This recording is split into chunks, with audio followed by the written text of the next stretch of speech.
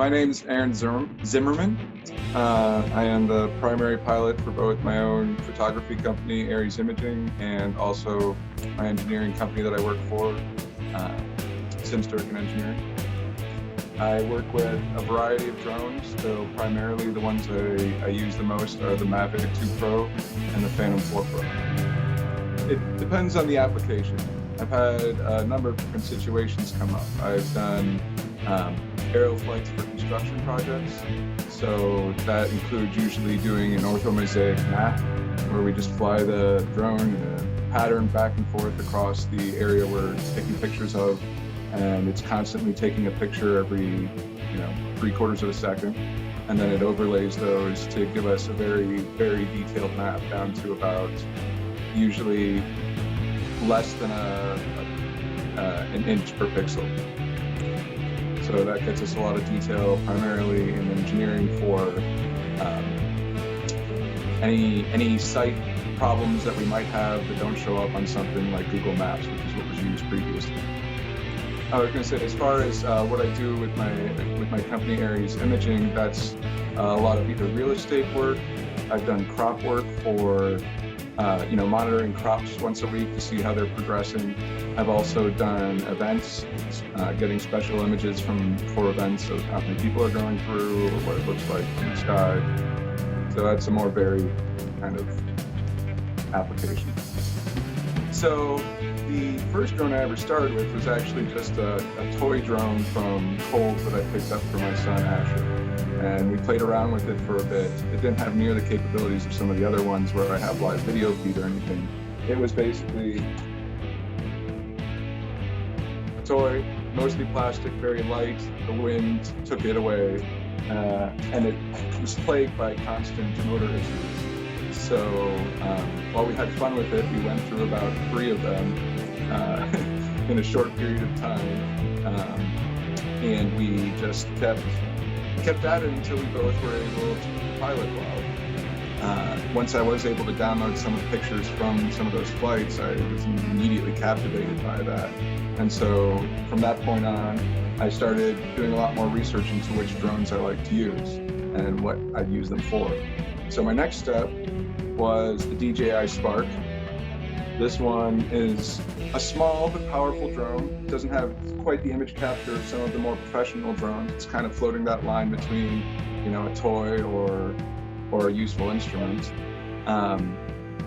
And so that was my next step, and I used that for a while to kind of establish Aries Imaging. And then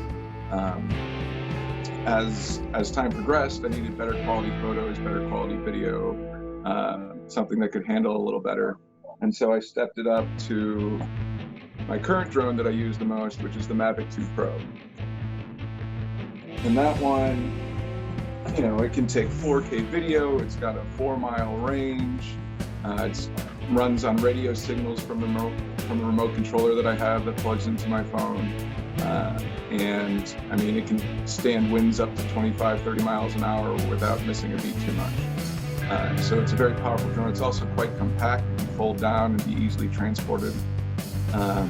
From there, I kind of began to explore a little more. So got the Tello drone, which is just a little indoor drone that you can program using things like Python and write a code and patterns for it to move around. And I was interested in learning how to do the programming side, so that was a good step for me as well.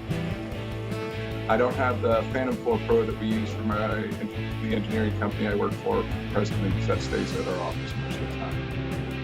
I've noticed that there's I've flown in airplanes plenty of times, and I've been on mountain climbing, but there's this specific view that I see that comes up with drones. Now, typically when you fly drones, you're limited to about a 400-foot altitude at the max that you can go to before the FAA will come after you for violating controlled airspaces. So that kind of range from about 200 to 400 feet is just, I think it's a spectacularly fun way to view the world that is very rare for most people to be able to see, because even if you're flying an airplane, you're at thousands of feet up and looking out the window.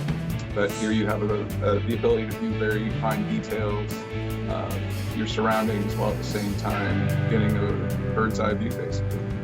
I have a couple of them featured on my website, but I have a really nice picture of the Tippecanoe Amphitheater that I enjoy a lot because you can kind of see over the way that the front entrance area is to the stage and seating behind, and again that gives it a unique view, I think, for that kind of a height you can't reach otherwise. I also have a couple videos or images that have just in different locations around town, but it's also really neat to see right at the end of the day as the lights come on and you're in that dusk period. You kind of get to see from a little higher up how the lights turn on in the city, and how we have a very dense forested area here, or well, not forested, but heavy tree cover here in Lafayette, and so a lot of times, especially when you go around parks and such in the area, you get a lot of tree cover and you can't see most of the definition besides large buildings or parking lots. But there's that time when the lights come on around dusk and you can kind of see all the different streets and houses, and it's kind of a cool view.